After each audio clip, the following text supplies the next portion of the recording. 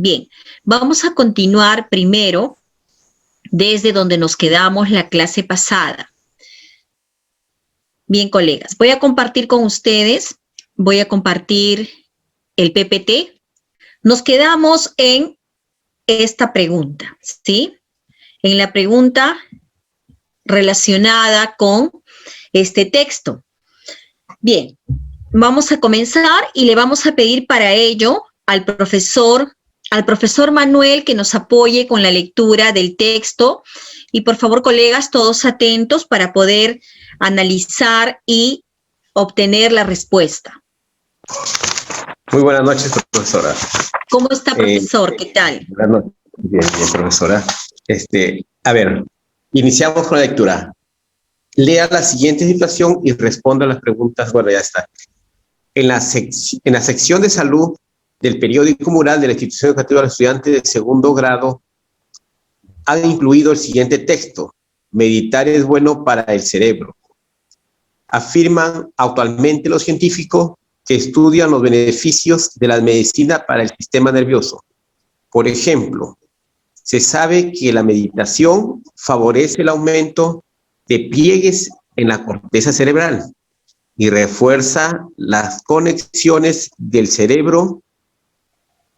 A su vez, estos cambios en la estructura del cerebro influyen en el desarrollo de la memoria y en las habilidades como el procesamiento de información. Asimismo, se ha comprobado que existe una mejora del desempeño cognitivo en personas que emplean estrategias típicas de la meditación, como el silencio, la atención al propio cuerpo y la repetición de mantras. En particular, estas estrategias potencian algunas actividades mentales complejas necesarias para planificar, organizar, guiar, revisar y evaluar el propio comportamiento. Bien, profesor, gracias. Disculpará, profesor, no, en un celular no distingo bien. No se preocupe, profesor. Sí, se le agradece su participación. No hay problema. Gracias. Bien, colegas, miren, este va a ser el estilo de preguntas que van a venir en la evaluación. Se plantea un texto y a partir de ese texto se hacen preguntas. En este caso, ¿cuál es la pregunta que se hace? El docente busca promover que los estudiantes reflexionen, ojo colegas, sobre los aspectos formales del texto. ¿Cuál de las siguientes preguntas es adecuada para conseguir este propósito? Entonces, acá hay un verbo que no podemos dejar de analizar y es reflexione, ¿correcto? Entonces, la reflexión, ustedes bien saben que es una capacidad que se debe lograr en el estudiante. ¿Cuál de estas preguntas nos lleva a que el estudiante pueda movilizar esa capacidad? ¿Por qué la meditación es beneficiosa para el cerebro? ¿Qué estrategias de meditación se mencionan en el texto? ¿Con qué finalidad se ha puesto en negrita la primera oración del texto? Bien, acá hay varios aspectos, colegas, que debemos analizar.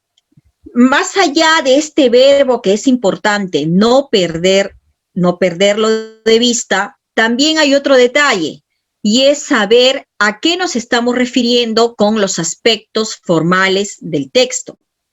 Para ello, colegas, vamos a analizar qué aspectos implican las formalidades de un texto. Les voy a mencionar en este momento cuáles son esos aspectos. En primer lugar, cuando hablamos de las formalidades de un texto, estamos hablando de la ortografía, estamos hablando de la puntuación, Estamos hablando de aquellas palabras que se han escrito con mayúscula, que se han resaltado. ¿Cuál es la finalidad de que se haya resaltado tal o cual palabra? ¿Cumple algún propósito? Sí, cumple un propósito. Las sangrías. Se han empleado sangrías. Se trata del mismo párrafo. Se trata de un párrafo diferente. Los colores dentro de los textos. Los colores, ¿qué nos dicen? Se le colocó un color diferente por alguna razón. ¿Cuál será esa razón? Se quiere realmente que quien lee ese texto entienda mejor, que se le aclare algún aspecto. Todos estos detalles, colegas, forman parte de los aspectos formales. En este caso, acá tenemos claramente un aspecto formal que está incluso destacado, que es meditar es bueno para el cerebro. ¿Por qué se destaca esta, podríamos decir tranquilamente que es una oración porque tiene verbo conjugado? Meditar es bueno para el cerebro. ¿Por qué se destaca como parte del aspecto formal?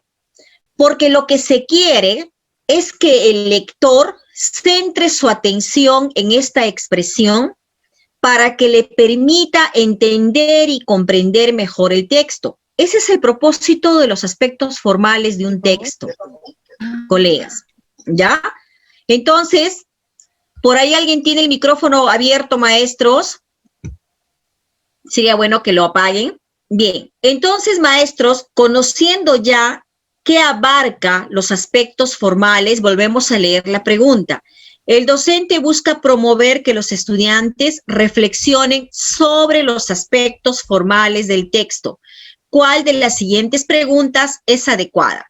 Y le vamos a pedir a la profesora Mitzi que nos diga cuál es la respuesta.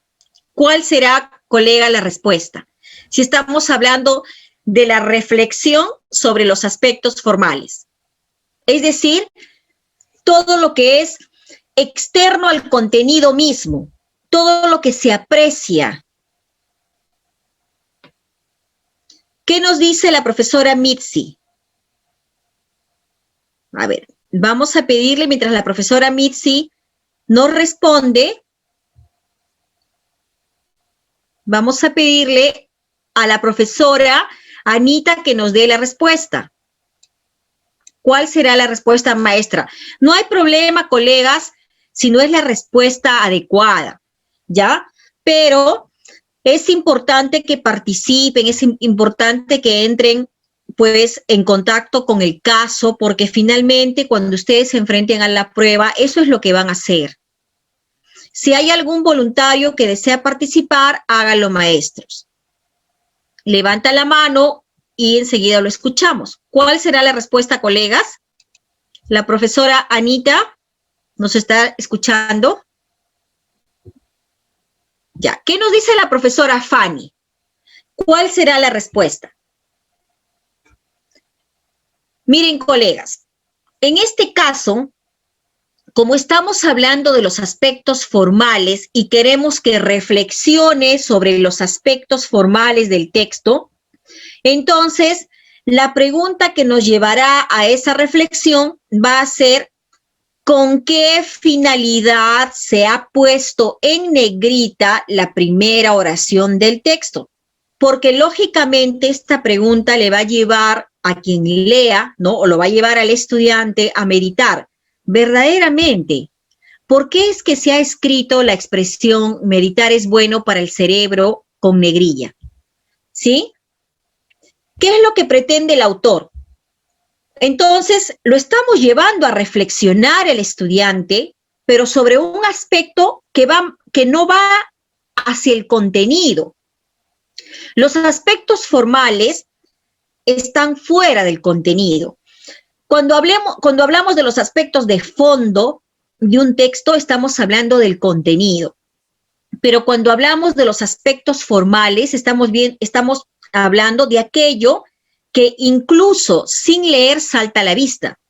Y en este caso, colegas, Meditar es bueno para el cerebro, salta a la vista porque está resaltado con negrilla. ¿Ya? Sí, ¿qué es esa? Tú estás acá, Rogelio, Ya. Ahora sí, gracias. Entonces, coleguitas, apaguen por favor el micrófono, ¿sí? Bien. Entonces, maestros, vamos a continuar, ¿sí? Vamos a continuar con el caso que viene. Bien. El docente les pregunta a los estudiantes lo siguiente. ¿Creen que la meditación puede ayudar a todos a aprender mejor? ¿Por qué? ¿Ya? Bien. ¿Qué capacidad lectora busca promover principalmente? ¿Por qué decimos principalmente? Porque de hecho promueve también otras capacidades, ¿sí? Sin embargo, hay una que es la capacidad que se está promoviendo principalmente. Bien, repetimos la pregunta. ¿Creen que la meditación puede ayudar a todos a mejorar? Bueno, si yo digo sí, yo creo que la meditación puede ayudar a todos a aprender mejor. Bueno, ahí no estoy pues promoviendo una capacidad propiamente. ¿Dónde viene la movilización de capacidades? Cuando digo ¿por qué? ¿Correcto? Entonces, colegas, frente a un por qué hay una reflexión. Un por qué siempre implica un proceso de reflexión. Entonces, para que yo dé respuesta a esta pregunta, ¿qué capacidad lectora busca promover principalmente el docente con esta pregunta? Tendré que responder, no hay inferencia, no está deduciendo nada, no está recuperando información explícita, porque si no, tendría que sacar la información directamente tal cual del texto. En este caso, la respuesta será reflexionar sobre el contenido del texto. Bien. Tenemos otra pregunta. ¿Cuál es? El docente plantea a los estudiantes la siguiente pregunta. Señorita, antes de pasar, ¿podría explicar de nuevo? Confundido, yo pensaba que era inferior. Por favor, disculpe. Claro, sí. A ver, colegas, la pregunta es la siguiente, ¿ya? ¿Creen que la meditación puede ayudar a todos a aprender mejor? Frente a una pregunta como esta, maestros, como les dije, la primera respuesta a esta pregunta podría ser sí.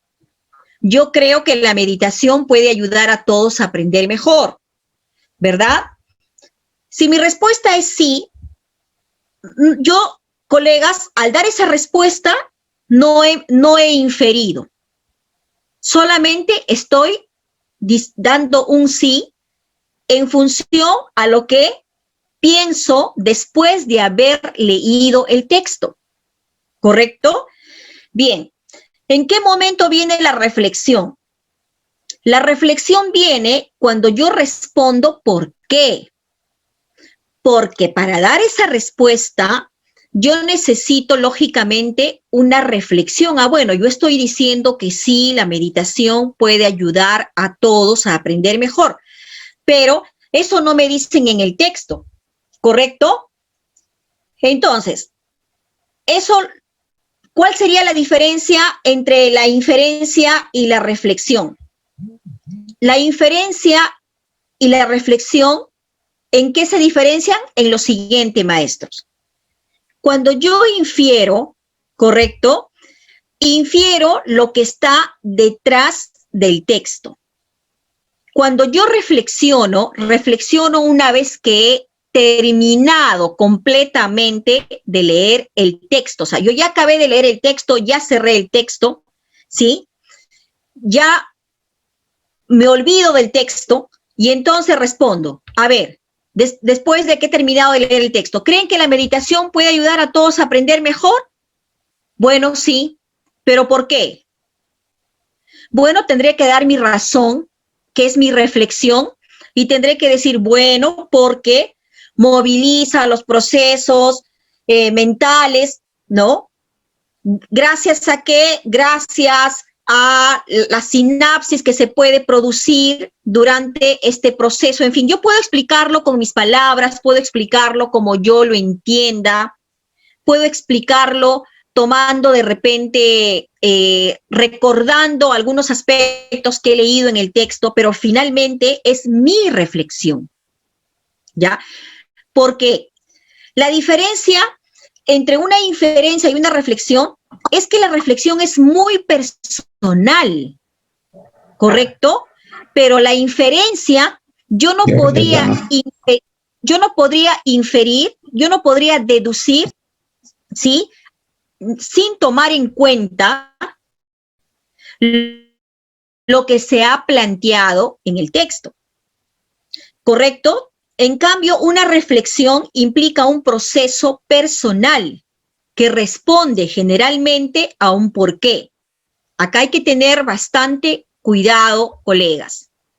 Hay prácticamente un hilo, efectivamente, como dice el profesor, entre pensar que es una inferencia y pensar que es una reflexión, ¿correcto?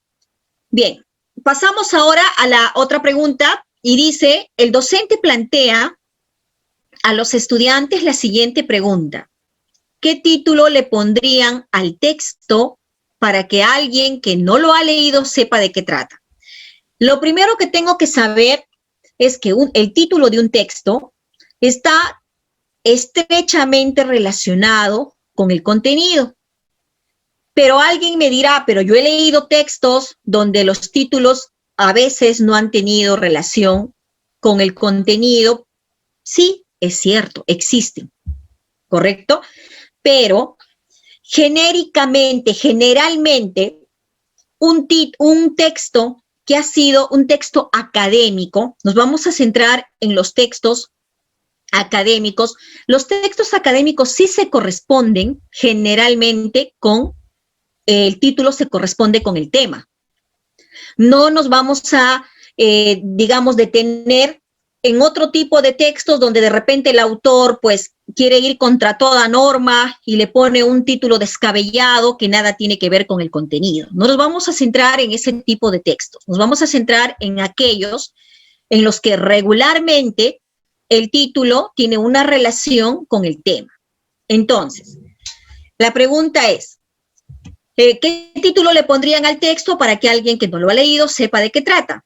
Estas son las respuestas que dieron 3 estudiantes. Alba, a mí me parece que debería ser la meditación y sus beneficios en las personas. Bernardo, no, mejor de este modo. ¿Sabes qué cambia en el cerebro cuando meditas?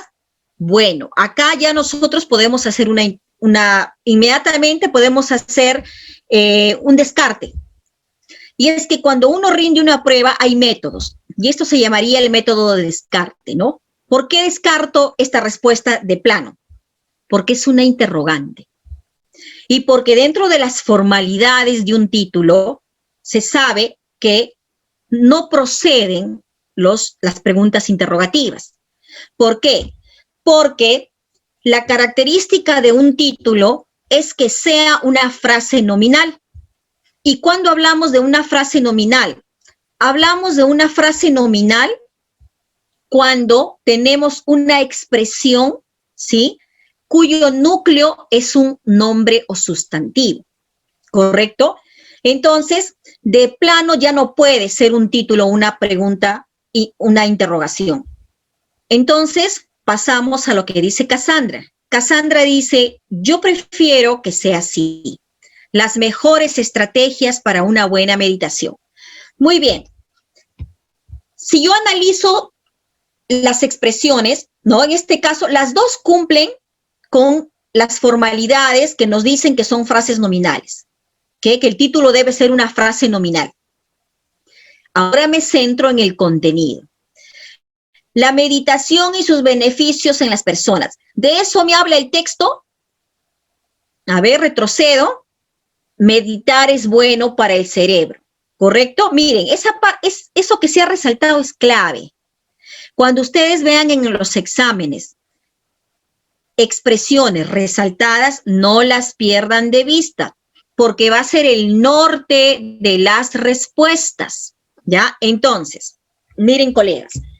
Luego, Cassandra nos dice las mejores estrategias para una buena meditación, pero resulta que si nosotros volvemos a leer este texto, acá no nos dan estrategias, no nos hablan de las estrategias, ¿no? Lo que se resalta es que realmente meditar favorece al cerebro y el texto nos explica cómo es que favorece la meditación al cerebro. Entonces, aunque notemos que ambas expresiones en cuestión formal son frases nominales, en cuanto a contenido, nos quedamos con lo que dice Alba. ¿Qué estudiante propone el título más adecuado para dar cuenta del tema central? Lógicamente es Alba, ¿no? ¿Y por qué Alba? Porque el texto realmente trata sobre la meditación y sus beneficios en las personas. ¿Correcto? Bien, maestros. Continuamos entonces. Acá le vamos a pedir a la profesora Fanny que nos apoye con la lectura. Maestra Fanny, ¿nos apoya con la lectura, por favor?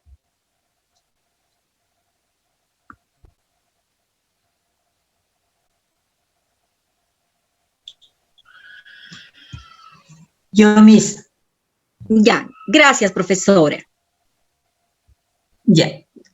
54. Los estudiantes del primer grado visitan la posta médica de su localidad para aprender. Se brindan los primeros auxilios. La enfermera les está explicando qué hacer ante un accidente, debe decir, que pueda presentarse en la escuela o en sus hogares. A continuación, se presenta un fragmento de diálogo que se suscitó. Enfermera, recuerden, para detener el sangrado de una herida, se debe, ¿qué dice? Se debe presionar sobre ella de manera directa y uniforme durante 5 minutos con un paño, utilizando la palma de la mano sobre el paño. Ricardo, ya. Entonces, la herida la debo presionar de manera directa, ¿no? Bien, colega, muchas gracias.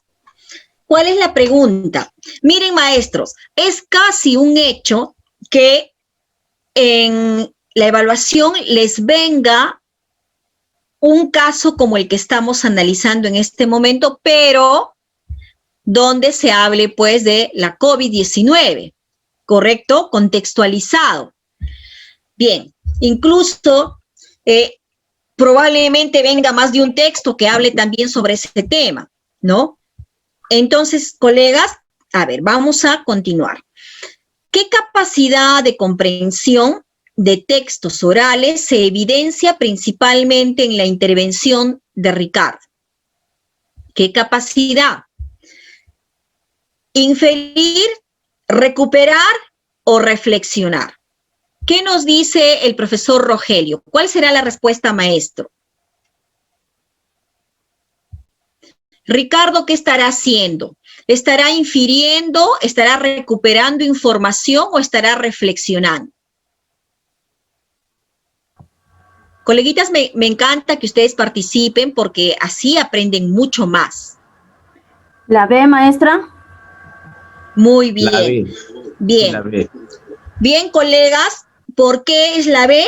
Porque lo único que está haciendo Ricardo es repetir lo que le ha escuchado a la enfermera. Lo que ha dicho, sí. Correcto. Entonces, solamente se está recuperando la información del texto oral. Excelente. Bien. Tenemos acá un nuevo texto, ¿sí? Es un cuento. A continuación se presenta uno de estos cuentos y le vamos a pedir al profesor Percy que nos ayude con la lectura. El macho saltarín. Profesor Percy. Ok, gracias, profesor. El macho saltarín. Ya, gracias. El tío Lino acostumbraba viajar desde su pueblo, con Tumasá, a la ciudad de Cajamarca, a lomos de su macho mojino, animal muy útil para revestir y avanzar en el serpenteado camino. Antes de que anochezca, llegó al pueblo de Magdalena y decidió pasar la noche en una posada de ese lugar. Descargó su equipaje, ubicó al animal en el pasto aledaño a la casa y se fue a descansar. En la madrugada del día siguiente, el tío Lino se levantó muy temprano, cuando aún estaba oscuro. Fue a buscar al macho en el pastizal y se dio cuenta de que el pasto estaba muy alto. Por eso apenas pudo notar que asomaban las orejas del animal. Ahí mismo le echó lazo al cuello. El animal estaba un tanto alborotado y brioso. El tío pensó que de repente era por alguna mala hierba que había comido.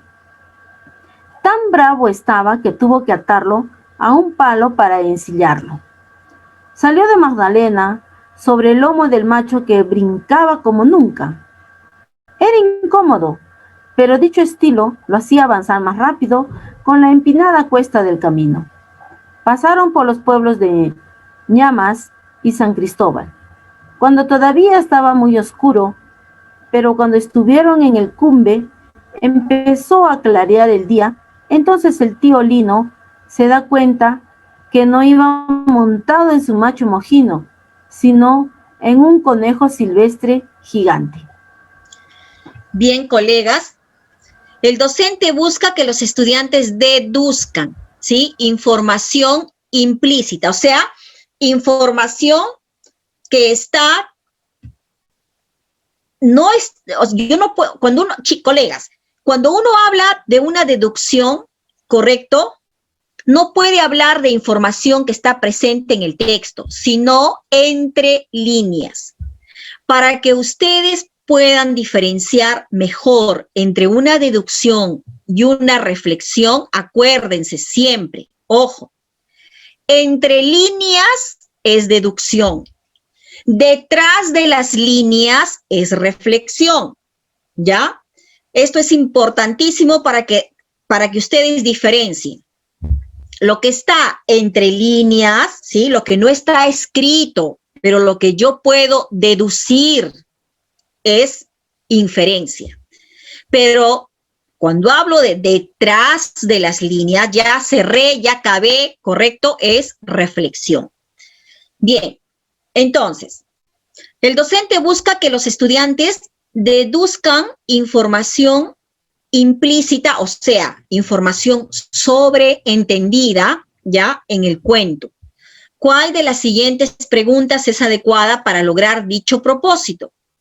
¿Qué pueblos recorrió el tío Lino en su viaje a Cajamarca? Esta pregunta, colegas, yo la puedo responder, recorrió estos pueblos. ¿Por qué? Porque lo encuentro tal cual en el texto. Es información explícita, no puede ser entonces deducción, ¿sí? Bien, entonces, acá viene otro detalle que ustedes tienen que saber. Cuando la respuesta está en las líneas, estoy hablando ¿de qué? Estoy hablando de el primer nivel, en este caso el nivel literal, ¿correcto? Que implica la capacidad recupera información, ¿ya?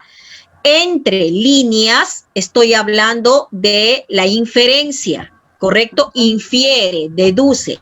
Detrás de las líneas estoy hablando de la reflexión. Entonces, en las líneas, entre líneas, detrás de las líneas, ¿ya? Para que puedan diferenciar. Bien, entonces, colegas, el docente busca que los estudiantes deduzcan información sobreentendida en el cuento, o sea, implícita. ¿Cuál de las siguientes preguntas es adecuada para lograr dicho propósito? Ya hemos visto que la primera pregunta no es la respuesta. Porque la respuesta es correcto. ¿De qué animal eran las orejas que el tío Lino vio en el pastizal? Muy bien. ¿Y eso dónde lo encontramos? Lo encontramos por acá entre líneas, ¿verdad?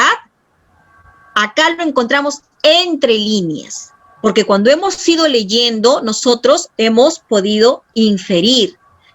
¿Correcto?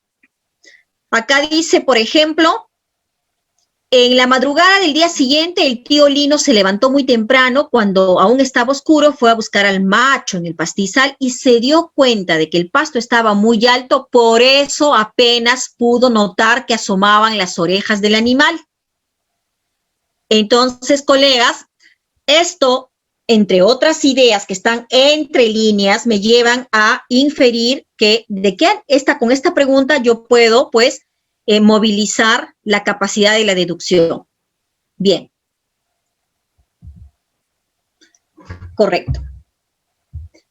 Vemos acá otra pregunta. Y vamos a pedirle al profesor Percy si nos ayuda a leer la pregunta 61. A ver, profesora, muy buenas noches, colegas presentes. Voy a leer la pregunta 61. A ver, dice, el docente y los estudiantes están haciendo comentarios sobre el cuento. Estas son las intervenciones de 3 estudiantes. Alejandrina, el camino que va desde Contumasa hasta Cajamarca tiene muchas curvas.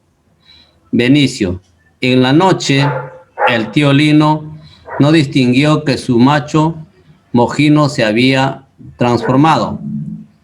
Carlos, no sé si existen los machos mojinos.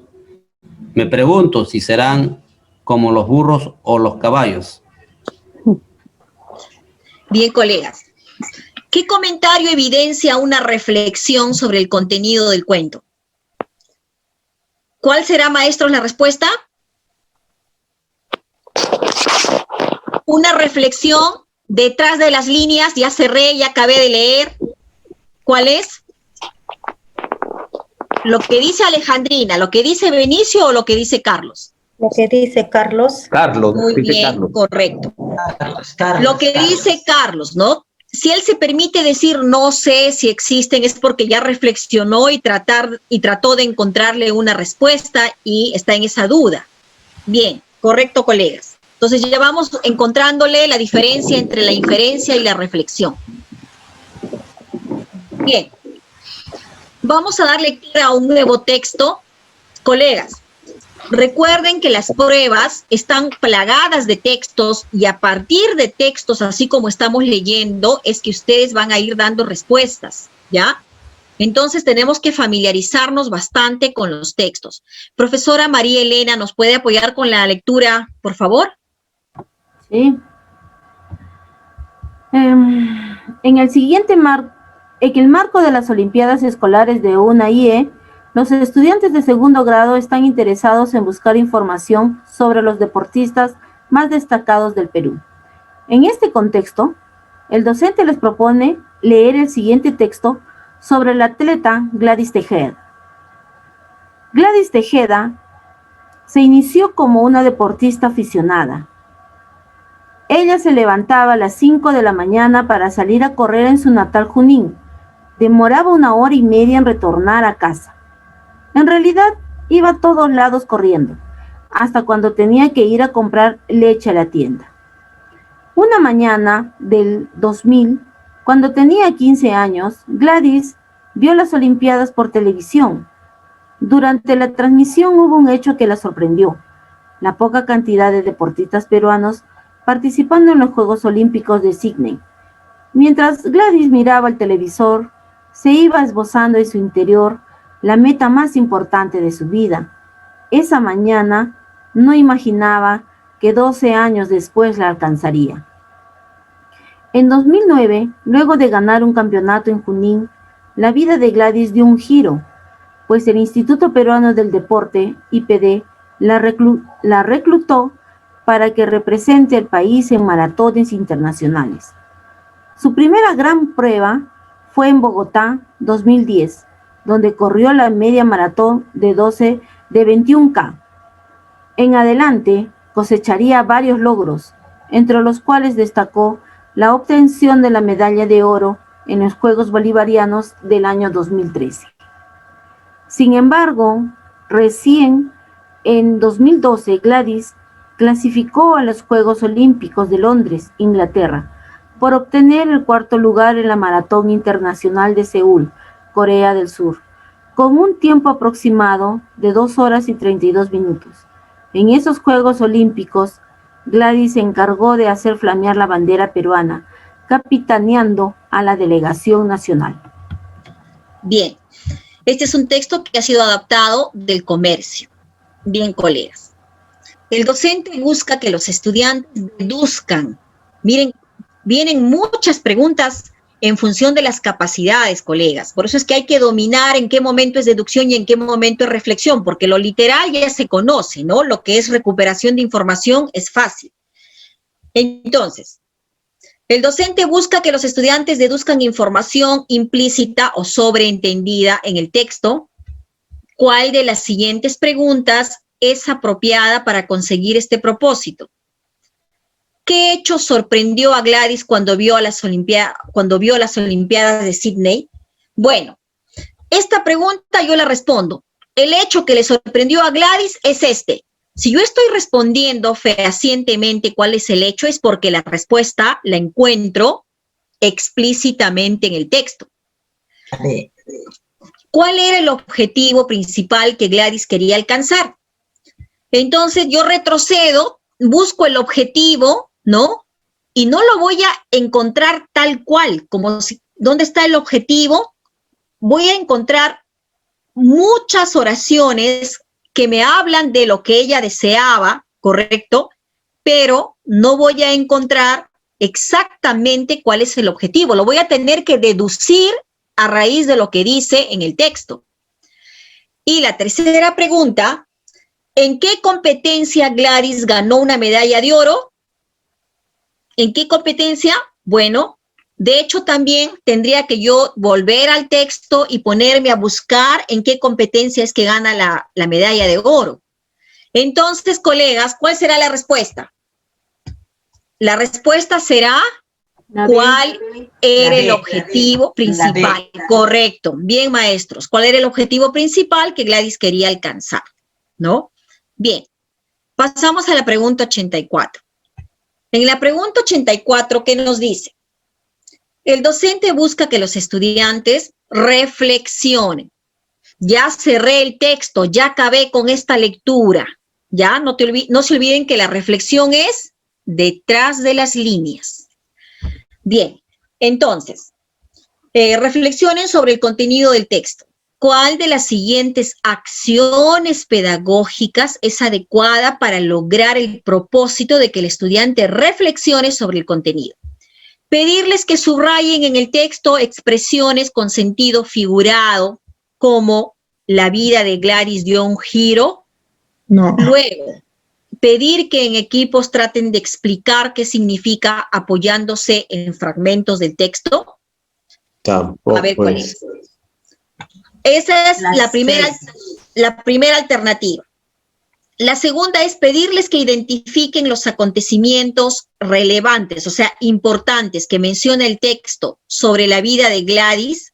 Bueno, si ellos agarran y luego identifican, o sea, pueden identificar subrayando, ahí no hay proceso de reflexión, ¿correcto? Pedirles que comenten sobre la base del texto, qué actitudes caracterizan la personalidad de Gladys. Luego, preguntarles, ¿por qué? Palabra clave de la reflexión, ¿por qué creen que dichas actitudes le permitieron alcanzar sus sueños? La respuesta es la alternativa C. ¿Sí? ¿Por qué no es la A? Porque en la A solamente se les pidió que subrayen y después de subrayar, ¿no? Tenían que explicar. ¿Correcto? Bueno, para mí significa esto o aquello. Pero, ¿por qué no es reflexión? No es reflexión porque yo estoy hablando de lo que está en el texto. Es reflexión cuando yo ya cerré el texto, ¿sí? Y estoy hablando detrás de las líneas. Ojo, maestros, esto es muy importante porque normalmente se equivocan entre lo que es deducción y lo que es reflexión. Muy buena pregunta me ha hecho el profesor porque me está haciendo que yo remarque esas diferencias. ¿Ya? Bien. Entonces, maestros, vamos a pasar. Con esto hemos terminado este material. Ahora vamos a comenzar con el siguiente, con la sesión de hoy. Bien, colegas.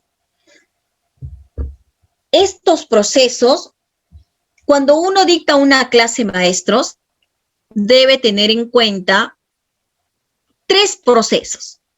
Los procesos pedagógicos, los procesos cognitivos y los procesos didácticos. ¿Ya? Ojo, hay diferencia. Pero para poder entender esto, es importante saber qué es un proceso. ¿Ya? Un proceso. Cuando nosotros hablamos de un proceso, maestros, estamos hablando de un sistema, ¿ya? Un sistema que está formado por varios elementos, ¿no? En todo proceso hay elementos y estos elementos interactúan unos con otros para obtener un resultado. Esa es la noción que yo debo tener de proceso.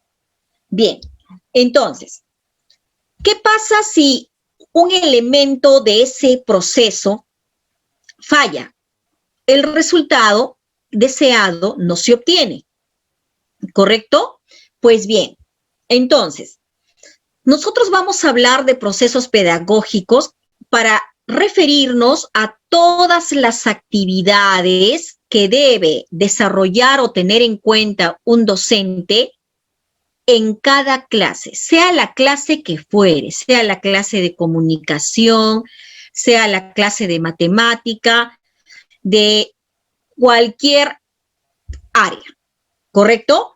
Bien, digamos que los procesos pedagógicos son actividades que un profesor siempre y siempre debe tener en cuenta cuando dicte una clase, al margen del área que sea.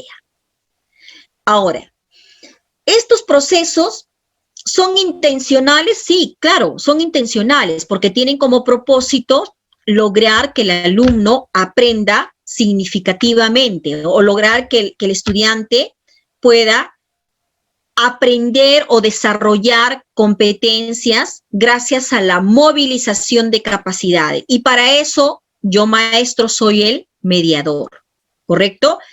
Bien, estos procesos, maestros, ¿en quién recaen? Recaen en el docente, ¿no? Basta la palabra pedagógico para saber que acá el artífice es el maestro.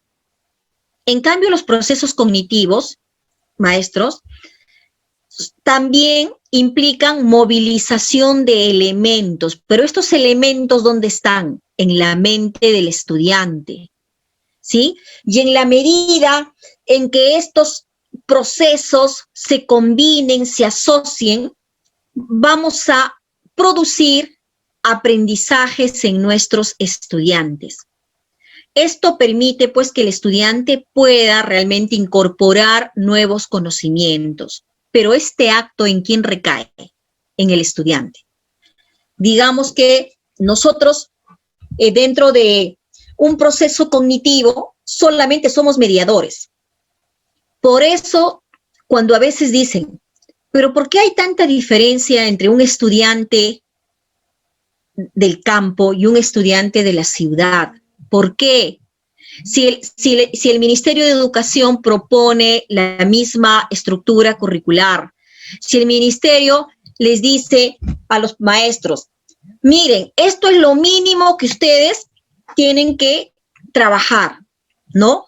¿Y por qué entonces uno tiene mayor desarrollo de competencias y el otro no? En realidad, maestros, hay muchas responsabilidades compartidas, ¿no? Una de ellas, ¿en qué radica? Radica en que a veces las tareas que les dejamos a nuestros estudiantes, que en este caso no me estoy refiriendo a las tareas para que las hagan en la casa, no. Me estoy refiriendo a tareas auténticas, ¿no? Ustedes saben que ahora hablamos de tareas auténticas, ¿correcto? Bien. ¿Y qué son las tareas auténticas? Las tareas auténticas son las actividades que se llevan a cabo dentro del aula, tomando en cuenta la realidad del estudiante, o sea, el contexto, ¿sí? Y que es posible, o sea, son tareas que se pueden realizar, ¿sí? ¿Por qué? ¿Y que para qué sirven estas tareas? Estas tareas sirven justamente para que el estudiante pueda desarrollar competencias gracias a la movilización de capacidades. Entonces, si yo no le propongo a mi estudiante una tarea auténtica, ya, ojo que, repito, me estoy centrando en lo que se hace en clase, no fuera de clase. Bien, entonces, maestros, los resultados, lógicamente, van a hacer que mi estudiante no logre el desarrollo de esas competencias. Y yo les puedo hablar, también puedo decirles lo siguiente. Si yo le doy a mi estudiante una actividad o una tarea de baja demanda cognitiva, ¿no? Donde prácticamente cuando uno habla de la baja demanda cognitiva, está hablando de que los procesos mentales que va a poner en juego son mínimos. Le digo, subraya las palabras cuyo significado desconozcas, ¿no? Luego le puedo decir, ubica en el diccionario el significado. Bueno, esa es una tarea de baja demanda cognitiva. Para que esa tarea, por ejemplo, sea de alta demanda cognitiva, yo tendría que completar esa actividad de pronto diciéndole primero, ojo, primero, a partir del texto en el que aparecen las palabras subrayadas o con negrilla, deduce, ojo, movilizo capacidades, ¿ya? Deduce el significado de la palabra, bueno, puedo decirle de la palabra ósculo. Es una palabra que la estoy diciendo en este momento, ¿no?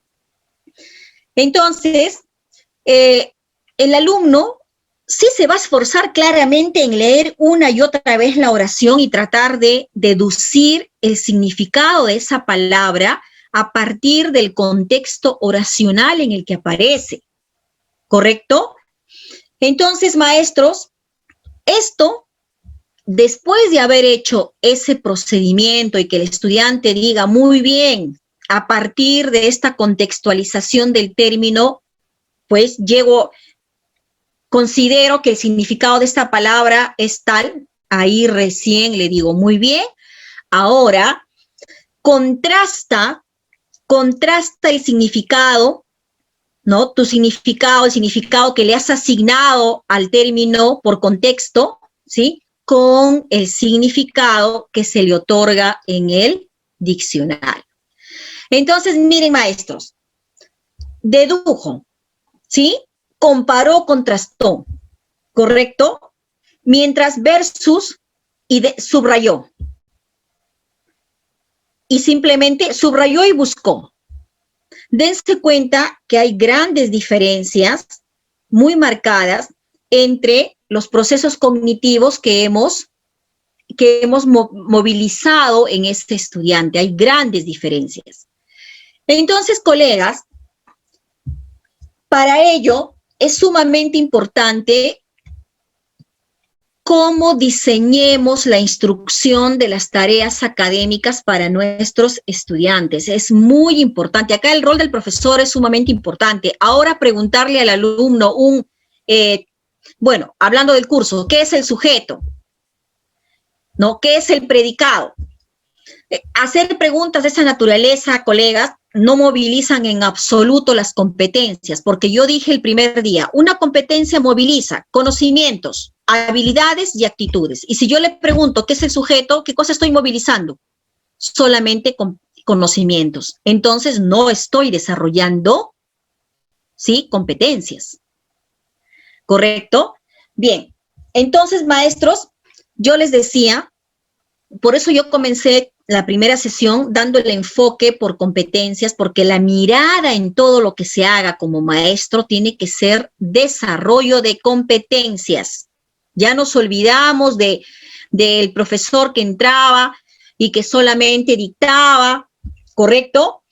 y que decía escriban y que luego pedía que subrayen. Ya no, ahora el alumno tiene que construir su aprendizaje. Bien, y cuando hablamos de los procesos didácticos, ya estamos hablando en todas las actividades que el maestro realiza en relación con la enseñanza o el arte de enseñar el curso que dicta. ¿Sí? Entonces, ahí sí yo me olvido de matemática, me olvido de educación física, me olvido de religión y me centro en comunicación. ¿Cómo yo puedo lograr que mi alumno aprenda mi curso, que es comunicación? Porque la forma como yo le enseño mi curso no es la misma forma como aprende en matemática ni en CTA. Los procesos didácticos, ¿sí? O los pasos son totalmente diferentes. Pero, profesora, estoy confundido. Entonces, ¿dónde quedan los procesos pedagógicos?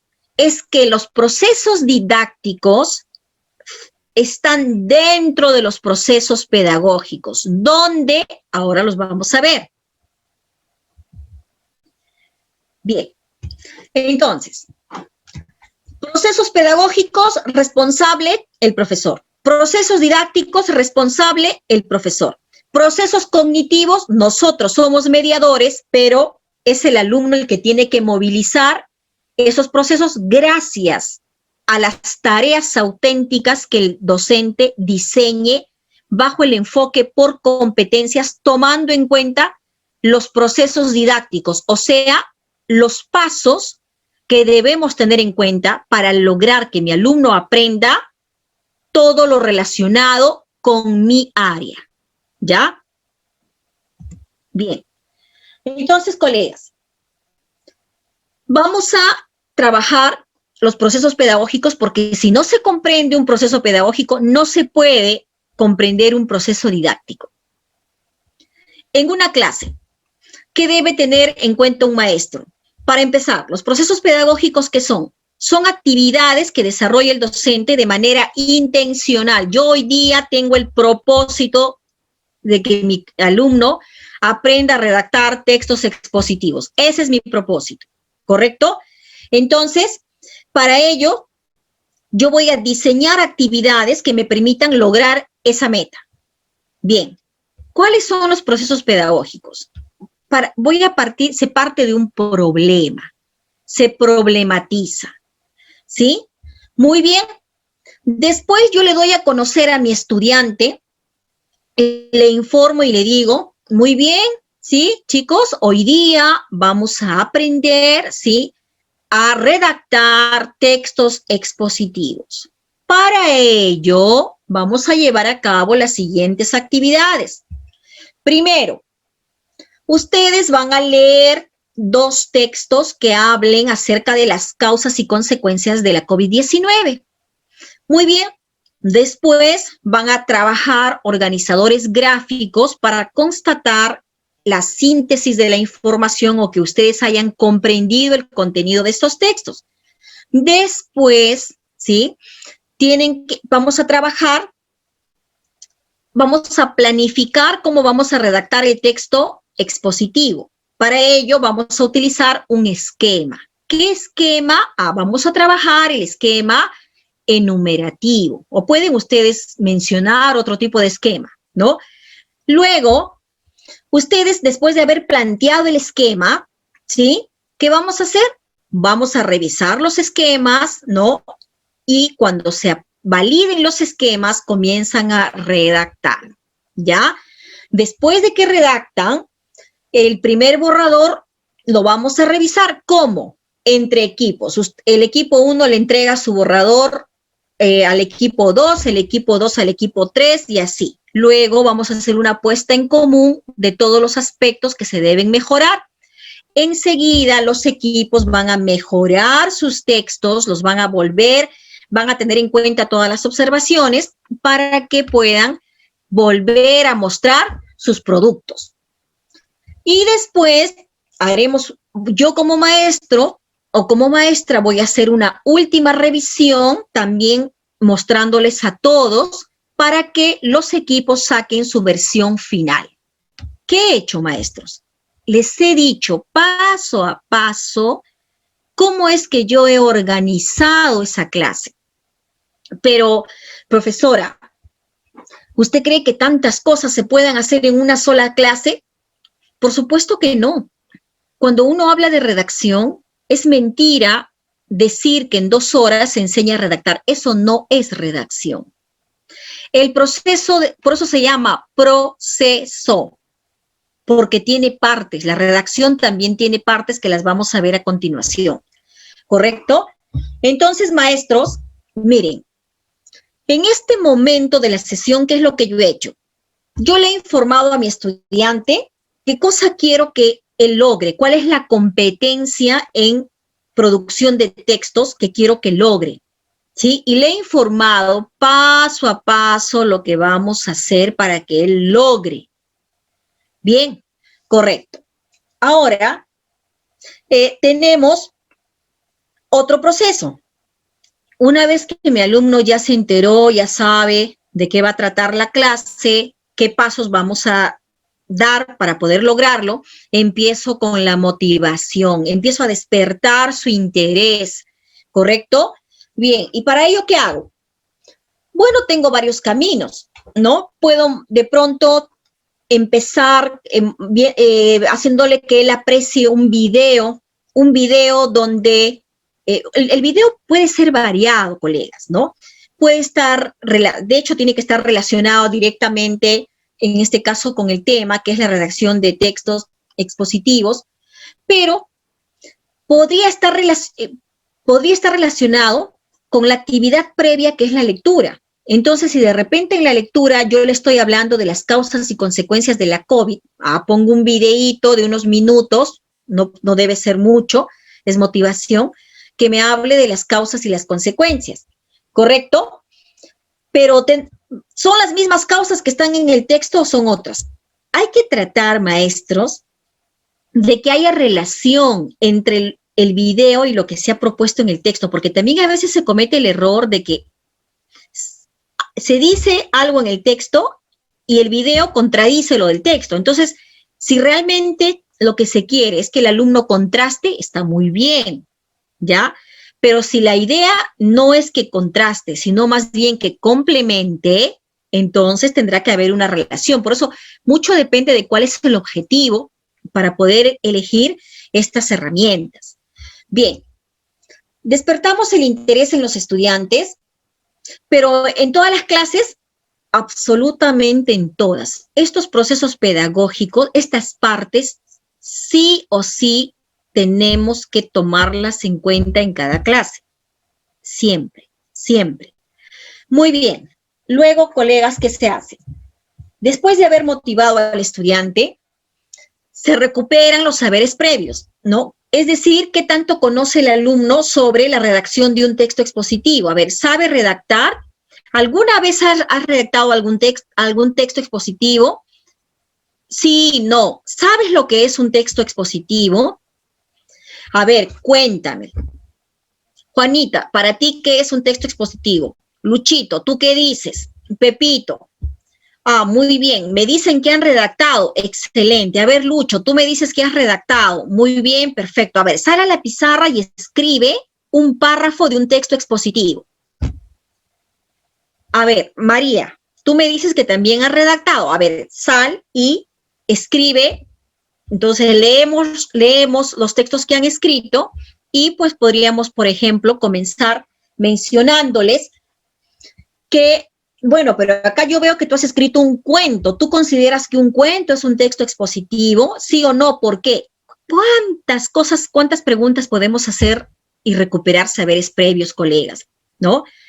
Entonces, difícilmente el alumno no va a poder responder estas preguntas porque finalmente es el profesor el que direcciona de manera apropiada y acertada estas preguntas. Luego viene otro elemento que se llama gestión y acompañamiento del desarrollo de las competencias. Muy bien, ya sé lo que mi alumno sabe respecto al tema, correcto, ya está motivado. Muy bien. Actividad. Como les dije al principio, le doy un par de fuentes y formo mis equipos de trabajo y les digo, muy bien, muchachos, lean estos textos, conversen entre ustedes sobre su contenido y enseguida ustedes trabajan un organizador visual, elaboran un mapa conceptual sobre el contenido de estas lecturas, ¿correcto? Una que hable de las causas y la otra de repente de las consecuencias sobre la COVID-19. Bien, tienen ustedes, ¿cuánto tiempo? Tienen 20 minutos, ¿ya? Vamos a suponer hipotéticamente que damos ese tiempo. Pero acá, ¿cuál es mi labor?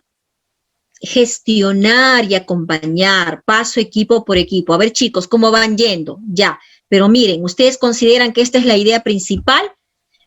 ¿De qué trata el texto?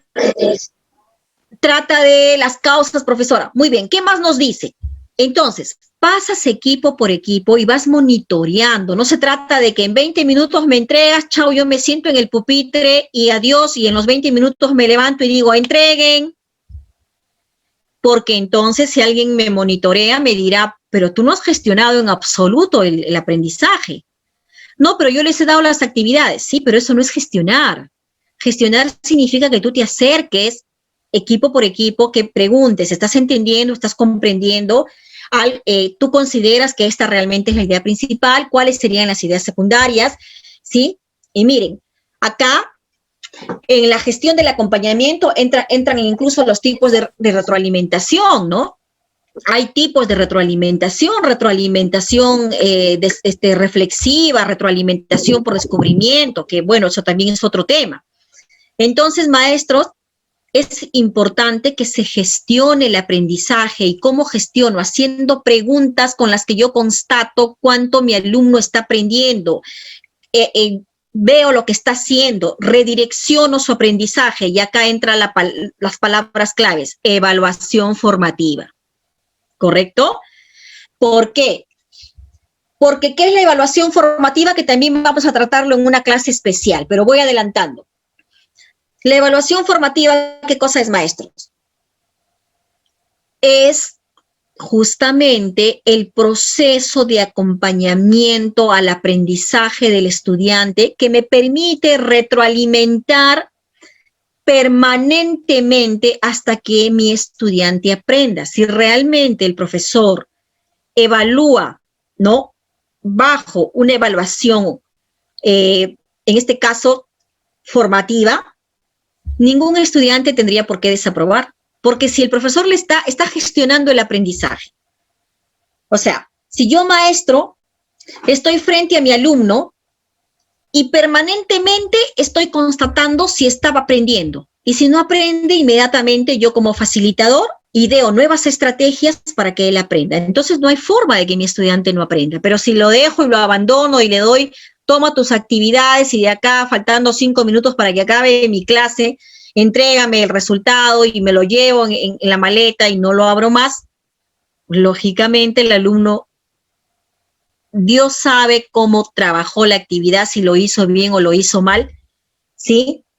Llegó y como llegó, se fue, ¿correcto? No hubo constatación del proceso de aprendizaje y entonces, lógicamente, no desarrolla competencias. Y luego, maestro, después de ello viene la evaluación. Y en la evaluación, pues, sí, esta evaluación, coleguitas, hay que tener en cuenta lo siguiente. Hay una evaluación, como dije hace un momento, formativa, que se da dentro del proceso de aprendizaje, y hay una evaluación certificadora. La evaluación certificadora implica, pues, una nota necesariamente, ¿no?, con la que se certifica que realmente el alumno está logrando desarrollar las competencias propias del curso. Pero, ojo, si es un maestro que maneja al 100% la evaluación formativa, esa evaluación formativa, que es una evaluación de proceso, ya vamos a entrar en mayores detalles, lo puede direccionar hacia una evaluación certificadora, donde no necesariamente tengan que desligarse estos dos tipos de evaluaciones. Bien, ahora, colegas, ya conocemos todos los pasos obligatorios que todo maestro debe llevar a cabo en sus clases. pero profesora, si a mí no me gusta dar el propósito y la organización, es que son procesos obligatorios que tú como maestro tienes que hacer clase a clase, ¿ya? Ahora, colegas, acá viene el detalle. Profesora, ¿y entonces dónde entran los procesos didácticos? Bueno, para poder enlazar con los procesos didácticos, voy a pasarme hasta llegar a los procesos didácticos, luego vamos a ir retomando, ¿ya? Colegas, miren, los procesos didácticos son ¿qué pasos sigo yo para que en mi curso mis alumnos aprendan?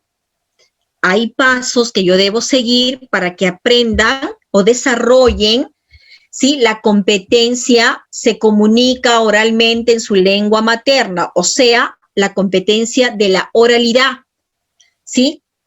Hay pasos que yo debo seguir como maestro para lograr que aprendizajes significativos respecto a la segunda competencia, que es, o a la competencia, ¿no? Lee diversos tipos de textos en su lengua materna. Y también hay otros pasos que debo seguir cuando lo que pretendo es que mi alumno desarrolle la competencia, escribe diversos textos en su lengua materna. Entonces, miren, maestros, ¿qué debo hacer? Para desarrollar la oralidad, yo debo tener en cuenta 3 pasos. Antes del discurso, durante el discurso y después del discurso. ¿Correcto? Antes del discurso, ¿qué implica? Lo vamos a ver a continuación. En el caso de la lectura, ¿cuáles son los pasos que debo tener en cuenta? Antes de la lectura, durante la lectura y después de la lectura. Y en el caso de la producción de textos o de la competencia relacionada con la escritura, hay una etapa que se llama planificación, la segunda textualización y la tercera revisión. Pero si yo no quiero seguir estos pasos, es que el tema es que, a ver, colegas, ¿por qué surgen estos procesos didácticos? Porque justamente se observa como una problemática a nivel nacional que muchos profesores no sabían qué camino seguir para poder lograr aprendizajes significativos. Entonces, estos procesos didácticos surgen como una ayuda a esos profesores para que ellos sepan el camino que deben seguir para poder lograrlo, ¿correcto? Ahora, cuando un maestro adquiere destreza en estos procesos didácticos, estas no son otra cosa que estrategias, colegas. Estas son las famosas estrategias didácticas de las que tanto se habla para el desarrollo de las competencias relacionadas con el área de comunicación. ¿Qué estrategia debo seguir para que mi alumno desarrolle la oralidad? Bueno, antes del discurso también, lógicamente, vamos a suponer que se trata de, en este caso, un debate, ¿ya? Yo voy a tener en cuenta, voy a lograr desarrollar la oralidad en mi estudiante a través de un debate. Muy bien, entonces, antes del debate, porque esa palabrita discurso yo la puedo cambiar por debate, por argumentación, por todo lo que implique oralidad, antes del debate. ¿Qué tengo que hacer antes del debate?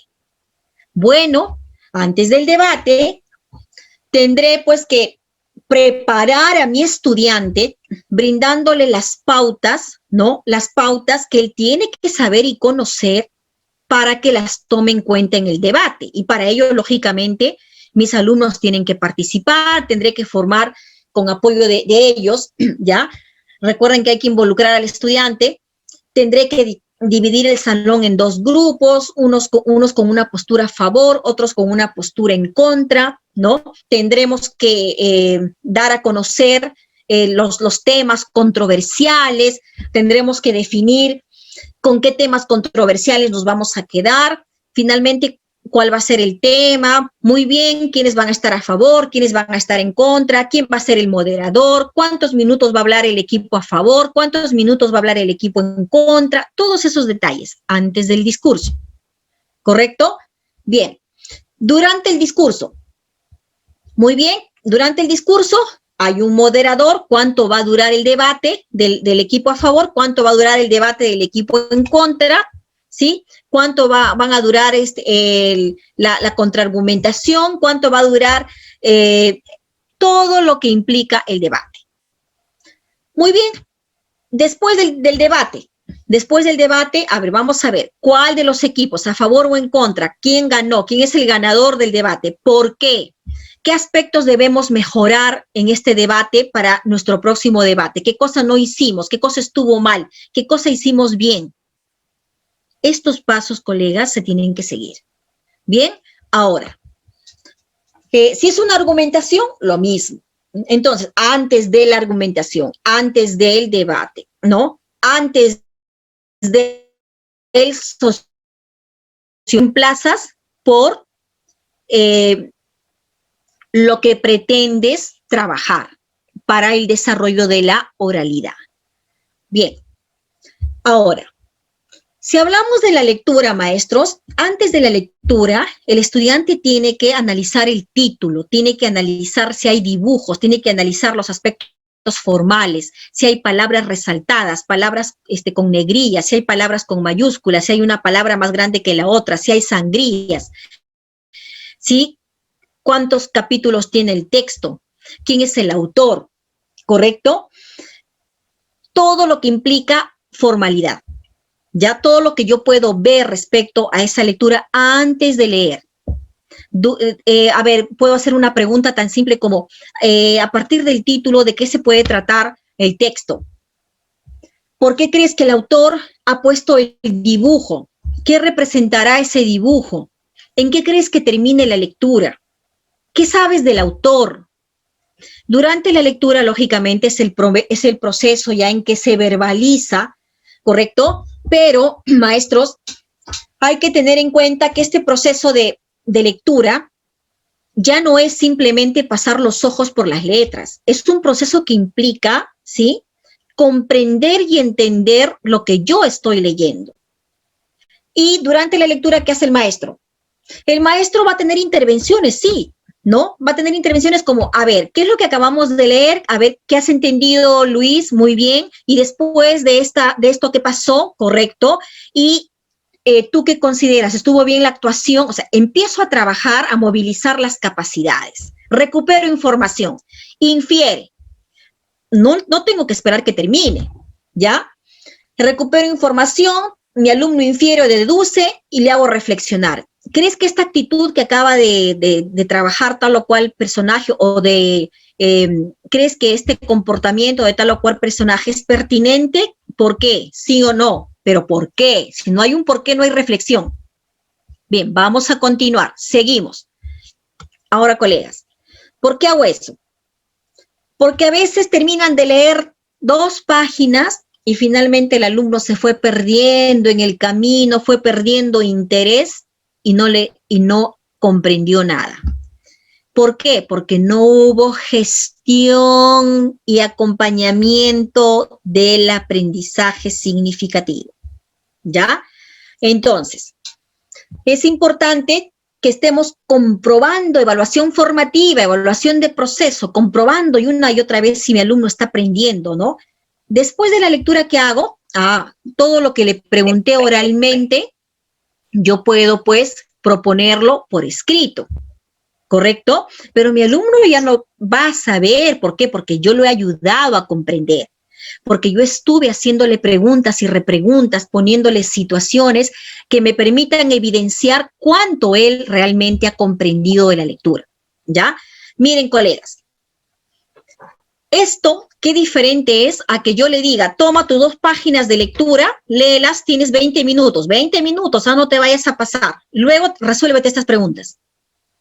Pero si el alumno tiene problemas de comprensión, se va a su casa con los mismos problemas de comprensión, porque el profesor no tuvo en cuenta los procesos didácticos, o sea, no tuvo arte para enseñar. No trabajó un antes, no trabajó un durante, no trabajó un después de la lectura. Ojo, colegas, van a venir muchos casos donde las preguntas, en las respuestas tú tienes que tener en cuenta estos pasos.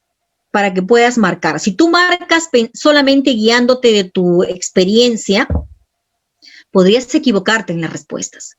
¿Ya? Bien. Ahora, colegas, hablar de la producción de textos es algo complejo. No es decirle al alumno, escribe un cuento, tienes las 2 horas, sobre un tema libre. ¿Cuál profesor? El que tú quieras. Desarrolla tu creatividad, ¿no? Tienes las 2 horas y luego me entregas. Eso no es producción de textos, maestros. Si se hace esa práctica, estamos equivocados. ¿Por qué? Una producción de textos implica procesos, implica una planificación, que el alumno organice, que planifique, qué cosa va a escribir, sobre qué va a escribir, qué va a decir. ¿Correcto? ¿Qué aspectos va a tener en cuenta en esa escritura? Bien, y el profesor, lógicamente, está para orientarlo. No sé si empleará un esquema, un diagrama, un organizador, pero finalmente tiene que emplear algún planificador. Después de que se valida la planificación, textualiza. ¿Qué es textualiza? Escribe. Escribe en función de qué? En función de la planificación que ha realizado. ¿Correcto? ¿Por qué, maestros? No se puede planificar y luego textualizar sin tener en cuenta lo que se ha planificado. La planificación me sirve como guía, ¿no? Como cuando uno hace unos planos para construir una casa, igual. Yo también construyo, o el equipo construye, o el alumno construye, pues, ¿qué partes va a tener en cuenta a la hora que va a redactar, qué temas, cuál es el tema, cuáles son los subtemas, en fin? ¿Ya? Bien, entonces, maestros, y respecto a la textualización es el proceso mismo de la escritura, ¿no? Cuando yo ya redacto en función de lo que he planificado. Después, bueno, miren, ni siquiera nosotros como maestros del área de comunicación nos permitimos la licencia de escribir y decir, ya escribí, está perfecto. Mucho menos el estudiante. El estudiante también requiere una revisión, pero él no puede revisar desde lo que conoce, porque para eso tiene un maestro, un experto, un mediador que le tiene que ayudar a que pueda identificar cuáles son sus debilidades en ese proceso de escritura. Tuvo en cuenta la microestructura de ese texto.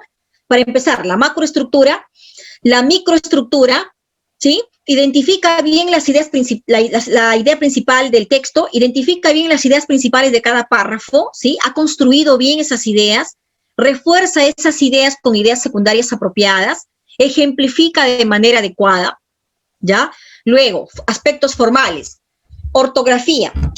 El texto presenta ortografía correcta, puntuación correcta. Entonces, colegas, dense cuenta que esto de producir textos no lo haces en 2 horas. O sea, la persona que le dice, escribe tu cuento sobre lo que tú quieras en 2 horas, no está haciendo producción de textos. Bien, entonces, maestros, un verdadero proceso de redacción puede durar hasta 15 días, una semana.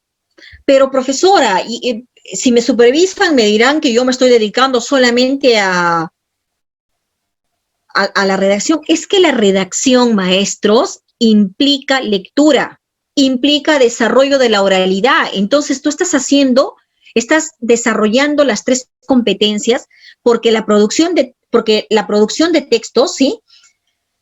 O la escritura, o la competencia, escribe diversos textos en su lengua materna, implica necesariamente la movilización de capacidades de otras competencias, como es el caso de leer diversos tipos de textos. Primero tienes que leer, nadie escribe si no ha leído antes, ¿sí? Ahora, cuando tú lees, lógicamente vas a tener que intercambiar ideas, ¿no? Y eso implica una comunicación oral. Entonces, dense cuenta que si tú apuntas en tus clases hacia la producción de textos, estás trabajando necesariamente la movilización de las capacidades de las otras competencias. Bien. Vamos a pedirle a la profesora Nilda que nos apoye con la lectura del caso. Maestra Nilda, nos ayuda con la pregunta número 56. Ya, vamos a pedirle entonces, a ver, a otro colega, a la profesora María. Profesora María, ¿nos ayuda con la lectura del caso 56? Miss, no se ve en la pantalla. Usted no compartir pantalla hace rato, sé que está en gracias ahí nomás. No se visualiza. Ah, coleguitas, pero eso me tienen que decir, maestros. Eso me tienen que decir. Cuando no se ve, ustedes me tienen que comentar inmediatamente. A ver, les voy a mostrar ya las anteriores. ¿Esto han visto o no? No se vio nada, Miss. Se quedó No se ha en visto gracia. nada en la pantalla. Sí, tiene razón la maestra. Ya. Todo lo que yo he hablado ha sido en base a este PPT que están mirando, Sí. a esta diapositiva. Todo se resume, todo lo que he dicho se resume acá en esta diapositiva. Pero cuando no vean, coleguitas, me interrumpen nomás, me interrumpen y me dicen, no estamos viendo, ¿ya? Entonces, si ustedes en este momento analizan este PPT o esta diapositiva, se van a dar cuenta, miren, maestros, yo hablé de la oralidad. ¿Cómo desarrollo la oralidad? Yo desarrollo a través de la competencia, se comunica oralmente en su lengua materna. ¿Qué estrategias tengo en cuenta? Estas estrategias que te está pidiendo el ministerio en el temario, ¿ya? ¿Cuáles son? Antes del discurso, que yo puse el ejemplo del debate, ¿ya? Durante el debate y después del debate, ¿correcto? En el caso de la lectura, ¿no? El desarrollo de la competencia, lee diversos tipos de textos en su lengua materna. Para ello, ¿cuáles son las estrategias? Porque ustedes han visto en su temario, estrategias. Bueno, las estrategias didácticas no son otra cosa que los procesos didácticos que debemos tener en cuenta. En este caso, el antes de la lectura, que ya lo expliqué, el durante la lectura y el después de la lectura. Y en el caso de la producción de textos maestros, que está estrechamente relacionado con la competencia, escribe diversos textos en su lengua materna, tenemos, miren, 3 momentos que no podemos evitar ni olvidar y siempre tener en cuenta. La planificación, la textualización y la revisión. ¿Ya? Bien, maestros. Ahora, lógicamente que todo lo vamos a tener que seguir mencionando porque van a aparecer casos y cada caso maestro siempre da lugar a que uno tenga que recordar muchas cosas porque el área en realidad abarca muchos detalles y si ustedes se están actualizando mucho más, maestros, ¿sí? Yo me imagino que en cada cosa que se dice ustedes están encontrando novedades, yo espero que realmente sea así, ¿ya? Entonces, coleguitas, ustedes con toda la sinceridad del mundo, siempre me van a comentar, ¿correcto? Lo que cuando no ven. Bien, maestros, vamos a cerrar con este caso. ¿Qué nos dice este caso? Otro estudiante, dice, presentó a la docente la primera versión de su texto. Miren, colegas, ¿ah? Por eso es que yo me he hablado bastante acerca de la producción. ¿Por qué? Porque van a haber muchas preguntas relacionadas con la producción de textos. Profesora, ¿qué es esto de primera versión? Cuando un alumno redacta y cuando realmente tiene en cuenta el proceso de redacción, que es este que acabamos de ver, maestros, que es planificación, textualización y revisión del que yo he hablado, ¿sí? Pues en ese caso, colegas, el alumno tiene que presentar varias versiones. La primera versión, puede haber una segunda versión y luego una versión final. Acá nos están hablando de la primera escritura o la primera textualización que hace un estudiante, ¿sí? Bien, ¿qué nos dice? A ver, vamos a pedirle a la profesora Nilda que nos apoye con la lectura. ¿Qué nos dice, maestra? otro día de paseo. Con mis compañeros fuimos de paseo el viernes pasado por un corral donde dormían las gallinas. Ese día vimos cómo corrían de un lado a otro. Nosotros le tiramos maíz y se lo comían. Una se escapó y nos demoramos en atraparlas, pero me gustaría ir otro día. Esperamos que sea pronto. Bien, la pregunta es, ¿cuál de los siguientes problemas? Porque notamos claramente que este texto tiene varios problemas, ¿no? ¿Cuál de los siguientes problemas de escritura debe priorizar? O sea, está por encima de los demás la docente en su retroalimentación. Miren, maestros, cuando se habla de retroalimentación, ahora esta palabra es clave en la prueba. Retroalimentación va a aparecer muchas veces. Hablar de retroalimentación es hablar de evaluación formativa. ¿Cómo tú evalúas formativamente cuando estás retroalimentando permanentemente lo que el alumno hace? ¿Ya? Bien, entonces, en este caso, ¿qué es lo que ha hecho el alumno? El alumno ha escrito, ¿ya? Pero es su versión borrador. Y como es su versión borrador y yo como maestro todavía no he revisado esa versión para ayudarlo a que él construya de manera adecuada su texto, lógicamente está plagado de errores, ¿no? Bien, entonces, muy bien. Vamos a ver de todos esos errores, por ser la primera versión, ¿a qué errores debo priorizar? ¿Ya? Por ser la primera versión. La falta de signos de puntuación, la falta de concordancia en varias oraciones o la falta de tildes. Para que ustedes me digan cuál es la respuesta, maestros, yo les digo lo siguiente. Las tres cosas son importantes y ustedes me dirán sí. Y yo les digo sí, efectivamente. Yo no puedo decir que una de ellas sea más importante que la otra en un proceso de escritura o en una textualización. Pero hay un detalle, maestros. De estos tres aspectos que no puedo dejar de tomar en cuenta, ¿cuál de ellos, sí, no me permite entender lo que me trata de decir mi alumna? ¿Cuál será la respuesta? Entender. La A. La B. Muy bien. Muy bien. A ver, maestros. Si yo leo y digo, con mis compañeros fuimos de paseo el viernes, pasamos por un corral donde dormían las gallinas. Ojo, concordancia, donde dormían las gallinas. Pero ¿yo entiendo o no entiendo? Yo entiendo. Finalmente hay un error de concordancia, pero yo entiendo. Pero lo que sí me genera confusión es cuando, con mis compañeros fuimos de paseo el viernes, pasamos por un corral donde dormían las gallinas, ese día vimos cómo corrían de un lado a otro, nosotros le tiramos. No hay ningún signo de puntuación. Ojo, los signos de puntuación sí crean confusión en la comprensión. Por eso se debe priorizar. Ojo, en esta versión, no en todas, cada versión es diferente. ¿Ya? Bien.